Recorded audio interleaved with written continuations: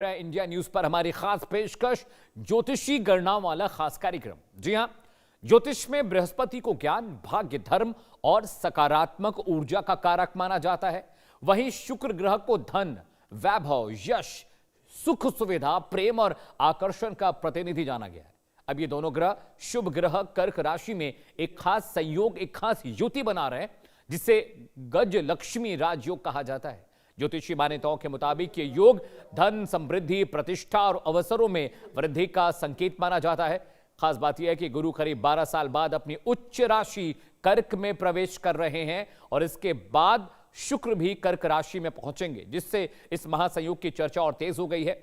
कई ज्योतिष विशेषज्ञों का मानना है कि इस दौरान करियर, व्यापार, निवेश, इन्वेस्टमेंट, इकोनॉमिक एक्टिविटीज में सकारात्मक पॉजिटिविटी देखने को मिल सकती है। कुछ राशियों के लिए इसे विशेष रूप से लाभकारी भी बताया जा रहा है। हालांकि ज्योतिष में यह भी माना जाता है कि किसी भी योग का असर व्यक्ति की जन्म कुंडली, ग्रह स्थिति पर निर्भर करता है। आज हम बताएंगे कि कर्क राशि में बनने जा रहे गुरु शुक्र के इस महासंयोग का क्या महत्व माना जा रहा है, गजलक्ष्मी राजयोग आखिर क्या है, इसका असर धन, करियर, रिश्तों और सामाजिक जीवन पर किस तरह से देखा जा रहा है और क्यों योग को लेकर ज्योतिष जगत में इतनी चर्चा हो रही है। जी हां, खास मेहमान मेरे साथ स्टूडियो में आपको दिखाई दे रही हैं।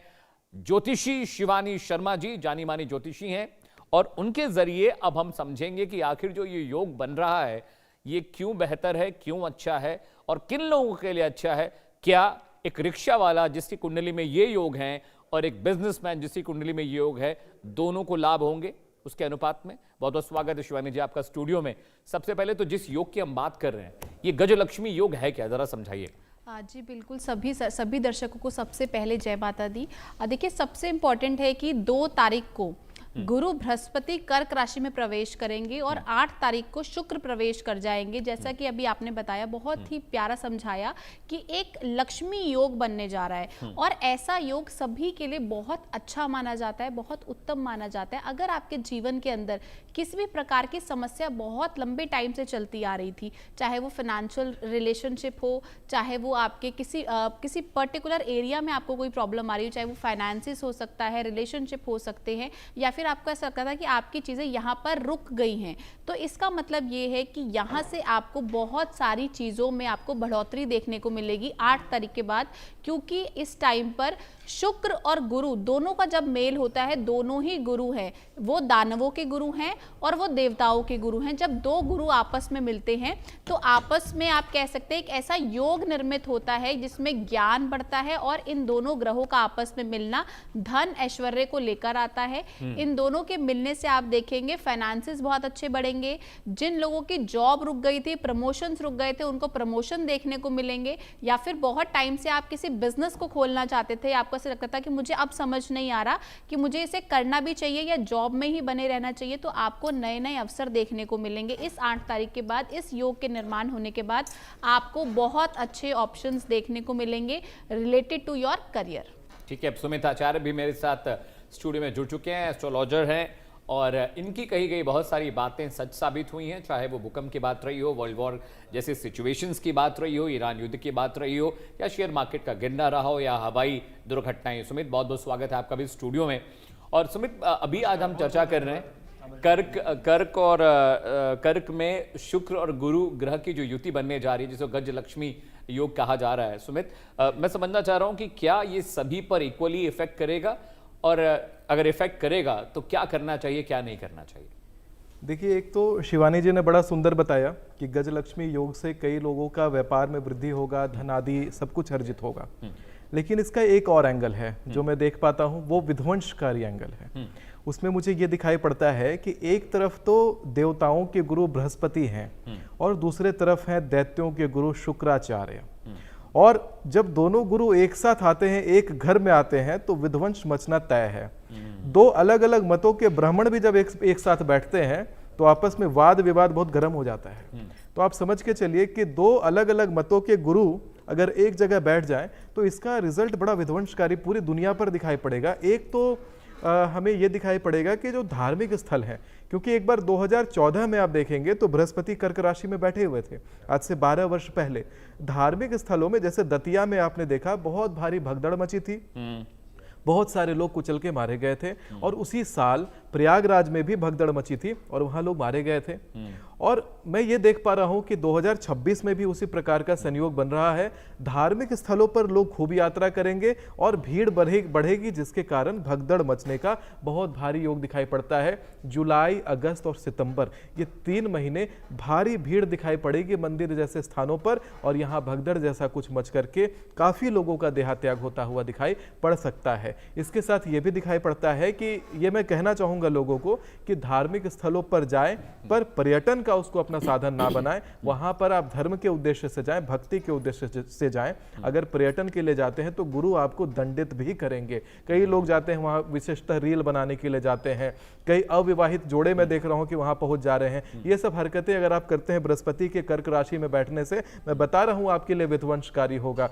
जो भी शास्त्रीय विधि है उसी अनुसार चलना चाहिए, उसी अनुसार आपको वैसे स्थलों पर जाना चाहिए, अन्यथा उसका पाप भी बड़ा प्रबल दिखाई पड़ता है। इसी गुरु शुक्र की युति होने के बाद जो युद्ध में थोड़ा विराम दिख रहा है, जो युद्ध में थोड़ी शांति दिख रही है, ये दोबारा उफान मारेगा, दोबारा जबरदस्त ढंग से बढ़ सकता है। और इनफैक्ट मैं देखता हूं कि एक तो मैं बार बार अवधि बता रहा हूं लोगों को कि 16 जून से 14 जुलाई विमान टिकटें कैंसिल करिएगा, और बड़े बड़े लोगों को स्कैम एक्सपोज होगा, क्योंकि बृहस्पति यानी जब गुरु सामने साक्षात उपस्थित होते हैं तो गलती पकड़ने लग जाते हैं। होता है ना कि आप अगर अपने कॉपी में कुछ गलत लिख रहे होते हैं तो टीचर सामने आ जाता है तो गलती तुरंत हाईलाइट हो जाती है। तो गुरु जब होंगे तो लोग जो गलती कर रहे हैं, पॉलिटिशियंस जो गलती कर रहे हैं, हर किसी का कहीं ना कहीं से जो स्कैम चल रहा है कहीं ना कहीं छुपा करके, वो स्कैम दुनिया के सामने एक्सपोज होगा। एप्स्टीन फाइल जैसे सामने आया था जनवरी के महीने में, एप्स्टीन फाइल जैसा कुछ आता हुआ मैं देख पा रहा हूं दोबारा से, उसी प्रकार का, जिसमें बहुत बड़े बड़े नामचीन लोगों का नाम होगा और वैसे लोगों के ऊपर बहुत सारा बात कसा जाएगा, लोग उनके विरोध में खड़े होंगे, काफी उपद्रव मुझे मचता हुआ दिखाई पड़ रहा है आगामी समय में। सुमित, जैसा कि बता रहे हैं शिवानी कि बहुत सारा नेगेटिव पार्ट भी है, क्योंकि शुक्र जो हैं वो दैत्यों के गुरु हैं, और जो गुरु हैं बृहस्पति देव हैं वो सभी ग्रहों के गुरु हैं। बुद्धि और तमाम चीज़ों की प्रबलता उन्हीं की तरफ से आती है, भाग योग भी होता है।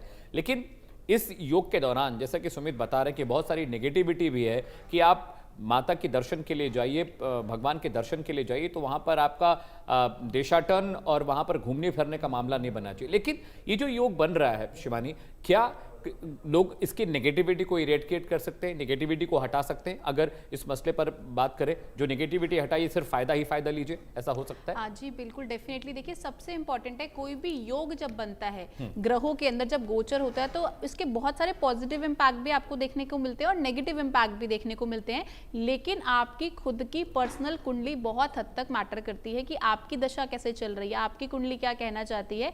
ग्रह गोचर आपको कुछ ही, एक हम बोल सकते हैं, कुछ अमाउंट आपके जीवन के ऊपर असर डालते हैं, लेकिन सबसे इंपॉर्टेंट आपकी खुद की कुंडली है।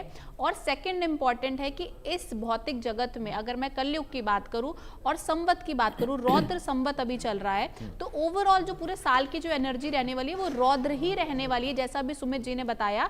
लेकिन मैं थोड़ा सा उसमें एक चीज ऐड करना चाहती हूँ। सबसे इंपॉर्टेंट होता है कि जब आप भगवान के साथ जुड़े होते हैं, जब आपकी जो कह सकते हैं ना कनेक्शन जो है वो भगवान के साथ जुड़ा है, आप हर टाइम, हर समय जो भी आप कार्य कर रहे हैं, उस टाइम आप भगवान का जितना नाम लेते हैं, आप पूजा पाठ, जप तप और जितना आप साधना कर सकते हैं, आप हवन करें। क्योंकि आजकल हमारी जो कह सकते हैं ना, जो जनरेशन है वो बहुत हद तक इस चीज़ को छोड़ती जा रही है, गलत करती जा रही है, जिसकी वजह से भी हम कह सकते हैं कुछ नेगेटिव इम्पैक्ट हमको देखने को मिलेंगे।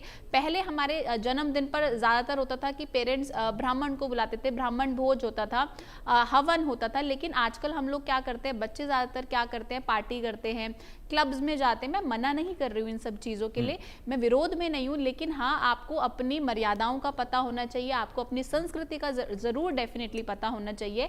देखिए, सबसे इंपॉर्टेंट है कि इस टाइम पीरियड में ग्रहों के जो गुरु हैं वो इस टाइम पे कर्क राशि में है, तो जलीय राशि है, और शुक्र भी जब इसके अंदर आ जाएंगे तो इमोशंस लोगों के बहुत ज़्यादा हिलते हुए दिखाई देंगे। पैसों के वाइज से ये जो योग बन रहा है बहुत अच्छा है। लोग जो रुका हुआ था, आपको लग रहा था कि मेरा पैसा रुक गया या मेरा काम रुक गया, मेरा प्रमोशन रुक गई, तो डेफिनेटली आपको इस टाइम पे प्रमोशन मिलेगा। लेकिन जैसा कि अभी सुमित जी ने भी बताया कि देखिए, दो गुरु जब मिलते हैं तो आपका जो माइंड है ना वो फ्लक्चुएट बहुत होगा। आपका एक मन करेगा मैं भौतिकवाद की तरफ जाऊं, एक मन करेगा कि मैं थोड़ा सा सब चीज़ें छोड़कर पूजा पाठ में अपना ध्यान लगाओ। तो आपको अपनी लाइफ को बैलेंस करने की ज़रूरत है, क्योंकि जो शुक्र है वो आपको लग्जरी की तरफ अट्रैक्ट करेगा, और जो जुपिटर है वो आपको कहेगा कि नहीं, आप जो काम कर रहे हो उसको सही तरीके से साधु बने रहिए। करो, शॉर्टकट। यस, तो साधु बने शॉर्टकट हमें नहीं लेना है। सुमित, जैसे ये गज केसरी योग के बारे में उस दिन आपने बताया था, तो ये जो योग बन रहा है गज लक्ष्मी राजयोग इसे कह रहे हैं, अगर इतने प्रॉब्लम्स, इतनी दिक्कतों के बीच अगर प्रोफेशनल लाइफ वाले या मेरे जैसे जो नौकरीशुदा लोग हैं या जो बिजनेस करने वाले लोग हैं, इस टाइम फ्रेम का इस्तेमाल कैसे कर सके ताकि मैक्सिमम बेनिफिट उनको मिले, दर्शकों के लिए जरा बताइए। देखिए, मूल रूप से ये एक राजयोग का समय है। अगर आप अपने व्यापार को शुरू करना चाहते थे, आप कोई लंबे समय से जॉब में थे, आप छोड़ करके व्यापार शुरू करना चाहते थे, करने का सबसे सही समय है। कुछ बड़ा करना चाहते थे जीवन में, प्राप्त हो जाएगा। कहते हैं यम यम चिंतयते कामम तम तम प्राप्नोति निश्चितम। कहते हैं यत्र यत्रैव गच्छति, जहां जहां आप जाएंगे तत्र तत्रार्थ लाभश्च विजय सर्वकामिकः, वहां वहां से आप लाभ लेकर के आएंगे। ये ऐसा योग होता है, यानी धन धान्य संपदा को लेकर के ये योग बड़ा प्रचुरता देगा। यानी जो खुद का रोजगार करना चाहेंगे उनके लिए ये समय बढ़िया रहने वाला है। जॉब में छटनी होने का ये योग बना देता है, क्योंकि इसमें क्या होता है कि जैसे इंद्र की सत्ता हिलती है, उसी प्रकार से कई लोग देखेंगे कि नौकरी में छटनी हो रही है, या छटनी वाले जो लिस्ट होती है उसमें लोगों का नाम आता हुआ दिखाई पड़ेगा। तो ऐसी नकारात्मक चीजें भी घटित होंगी, एक तरफ बहुत सकारात्मक। तभी कहते हैं कि अडिग रहिए और बिल्कुल अपने स्टैंड पे खड़े रहना आपको सीखना पड़ेगा, क्योंकि ये समय थोड़ा सा चैलेंजिंग भी हो सकता है। हर किसी के लिए अच्छा नहीं होगा, गुरु का उच्च का बैठना हर किसी के लिए बढ़िया नहीं होगा। कई सारे ऐसे राशि वाले जातक हैं, जैसे कि कुंभ राशि के जातक हैं, जैसे कि उदाहरण के रूप में तुला राशि के जातक हैं, वृश्चिक और मकर राशि के जातक हैं। उनके लिए बृहस्पति का कर्क में बैठना कहीं से अच्छा नहीं है, उनके लिए ये चीजें नकारात्मक रिजल्ट लाएंगी। लेकिन वहीं पर मेष राशि के जातकों के लिए बढ़िया, वृषभ राशि के लिए बढ़िया, यहाँ पर कर्क राशि के लिए अव्वल है, यहाँ सिंह राशि के लिए बढ़िया है, धनु राशि मीन राशि के लिए बहुत बढ़िया है। लेकिन अनन्य राशियों का क्या, उनके साथ तो प्रताड़ना ज़्यादा बढ़ेगी। वो थोड़ा मानसिक दबाव में जाएंगे, अवलोकन करने लग जाएंगे अपने आप को कि आज तक जो मैं कर रहा था वो सही था क्या।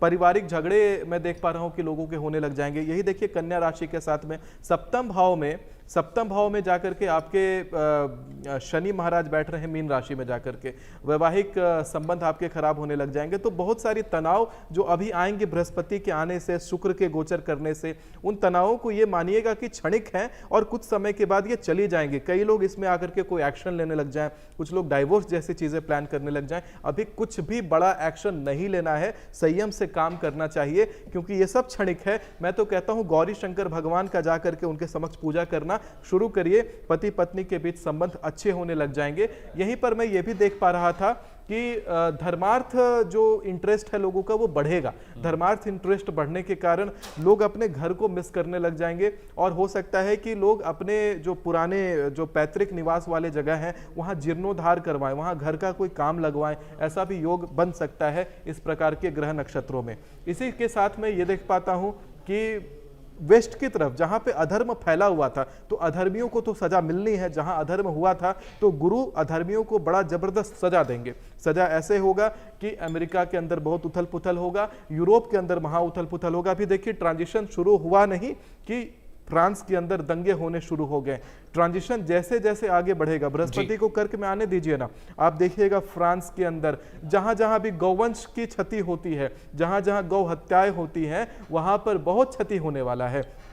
यूरोप के अंदर भी कई सारे आगजनी की घटनाएं, उपद्रव की घटनाएं दिखाई पड़ने वाली हैं। हमें मिडिल ईस्ट के अंदर सत्ता पलट तक दिखाई पड़ेगा। अभी मैं आपको एक समय बता रहा हूं, यही 8 जून के बाद मिडिल ईस्ट के अंदर आपको सत्ता पलट होता हुआ दिख सकता है। वहां की मौजूदा सरकार गिर सकती है। यानी ईरान में जो खलीफा चल रहे हैं खामनेई, वो हटा दिए जाएंगे, आपको लग रहा है? संभावना है कि मिडिल ईस्ट में सत्ता पलट हो, मिडिल ईस्ट के क्षेत्र में, क्योंकि वहां पर अचानक से सरकार बदलती हुई दिखाई पड़ रही है, मौजूदा सरकार गिरती हुई दिखाई पड़ रही है, और धर्मार्थ कुछ नया एस्टेब्लिश होगा।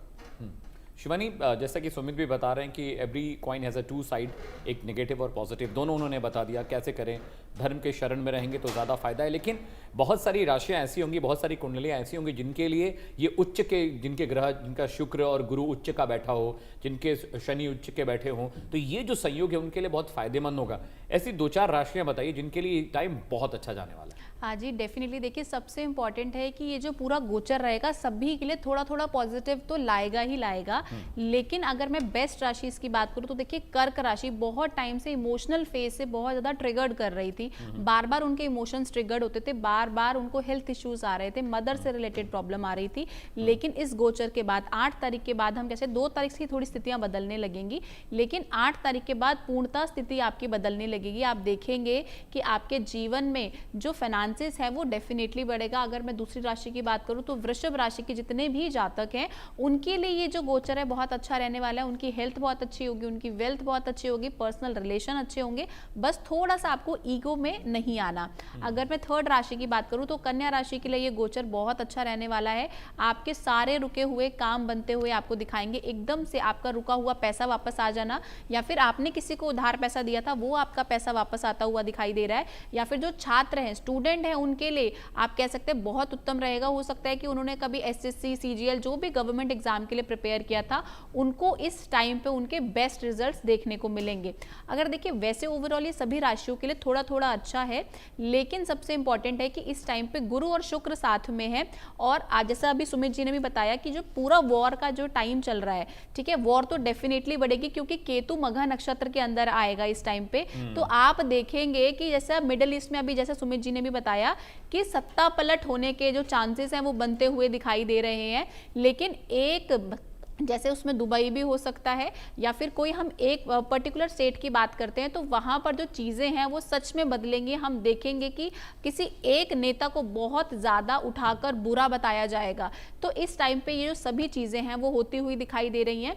एक चीज़ और मैं ऐड करना चाहती हूँ, इस पूरे ट्रांजिशन के पीरियड में आप देखेंगे कि महिलाओं से रिलेटेड, वुमेन से रिलेटेड गवर्नमेंट को एक बहुत बड़ी नीति बनाएगी जो औरतों के हक में होगी, जो महिलाओं के हक में होगी, जो छोटे गर्ल्स के हक में होगी डेफिनेटली। तो ये सभी चीजें बनती हुई दिखाई दे रही हैं। सुमित, अब ज़्यादा वक्त नहीं बचा है। ये जो रहेगा गज लक्ष्मी योग, ये कितने टेन्योर तक रहने वाला है, कितना समय है, और मास्टर रेमेडीज आपकी बड़ी कारगर होती हैं। जरा मास्टर रेमेडीज बताइए, छोटे छोटे रेमेडीज जो प्रोफेशनल लोग कर सके, स्टूडेंट कर सके, बच्चे कर सके, माताएं घर में कर सकें।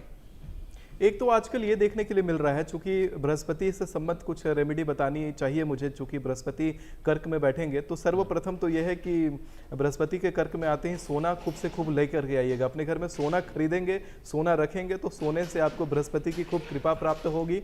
और इसके साथ ही मैं ये कहना चाहूँगा कि गुरु पुष्य नक्षत्र जब पड़ेगा तो गुरु पुष्य नक्षत्र में विशेष अपने लिए माँ कामाख्या का कपड़ा अगर व्यवस्था हो पाए तो उसको लीजिए। या फिर जो दुर्गा माता के साथ में जो जयंती तैयार होती है, जब नवरात्रि आती है तो नवरात्रि के समय जो कुशा लगाया जाता है, नवरात्रि के समय जो जौ बोया जाता है, तो जौ से जो जयंती तैयार होती है उस जयंती को किसी चांदी की मधुली में डालिएगा और मधुली में डाल करके मोम से उसको सील करके लाल रंग के धागे में अपने गले में अवश्य धारण करिएगा। किसी शनिवार या मंगलवार को धारण कर सकते हैं, नहीं तो गुरु पुष्य नक्षत्र में आने में धारण करिएगा। बहुत ही ज़्यादा आपका बड़ा बड़ा काम रुका हुआ बनने लग जाएगा।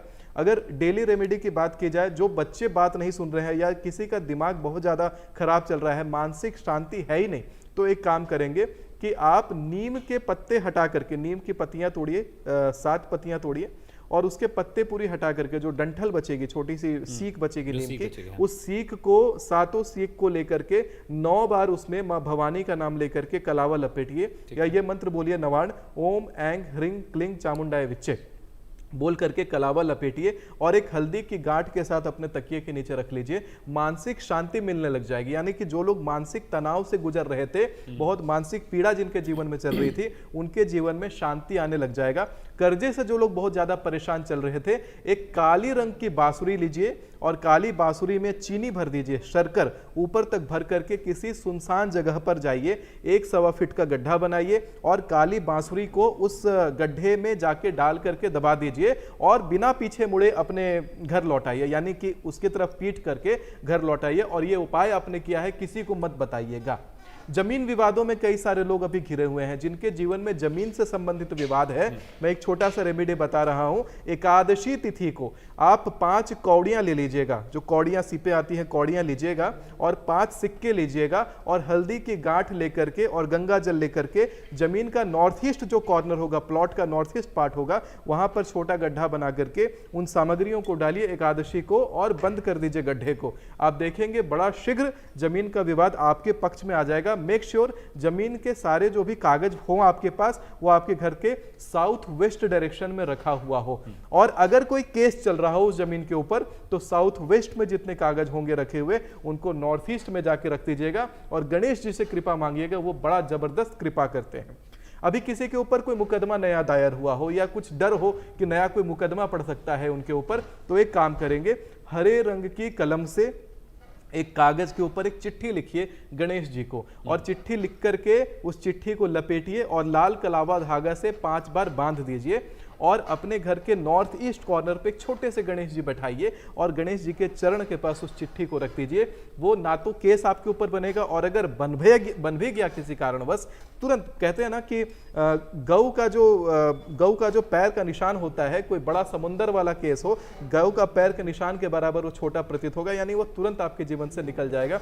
ये गऊ का प्रसंग मैंने रामायण से लिया कि जब हनुमान जी लंका जा रहे थे समुद्र पार करके, तो शुरू में उनको समुद्र विशाल दिखाई पड़ रहा था। जामवंत जी ने जब उनको ज्ञान दिया तो उनको वो गऊ के खूर के समान वो छोटा सा दिख रहा था, वो लंका का जो रास्ता है। तो ऐसी कुछ रेमेडीज हैं जो अपने जीवन में करिए, ऐसे योग में करिए, तो आपको इतना लाभ प्राप्त होगा कि आप सच में कहेंगे कि सुमिताचार्य जी ने कुछ कमाल बता दिया है। चलिए, बहुत बहुत शुक्रिया सुमित, आपका भी, और शिवानी शर्मा जी आपका बहुत बहुत शुक्रिया स्टूडियो आने के लिए। दर्शकों, यहाँ रुक रहे हैं छोटे से ब्रेक के लिए, लेकिन ब्रेक के बाद भी इंडिया न्यूज पर खबरों का सिलसिला लगातार जारी है। Stay with us.